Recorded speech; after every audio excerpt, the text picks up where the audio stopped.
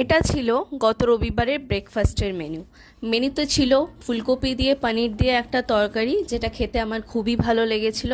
মায়ের হাতের বলে কথা, ভালো তো লাগতেই হবে। তার সাথে দিয়ে দিয়েছিল মা দুটো রুটি।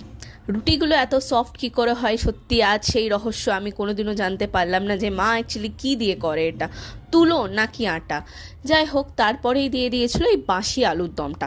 যতই বাসি হোক না কেন, কথায় আছে নাকি বাসি তরকারি নাকি খেতে তার পরের দিন আরও টেস্টি লাগে। সত্যি সেই কথা মিথ্যে নয়, কিন্তু আলুর দমটা খুবই টেস্টি ছিল। আর আলুটাও তেমনি কোন প্রজাতির ছিল জানি না, বাট খুবই নরম খেতে ছিল। আমি না অনেক দিন হয়ে গেল বেগুন ভাজা খাইনি, তাই সেদিনকে সকালবেলা মাকে বললাম, মা যখন বেগুন আছে, যতই আমার অ্যালার্জি থাকুক না কেন, তুমি আমাকে দুটো বেগুন ভেজেই দাও।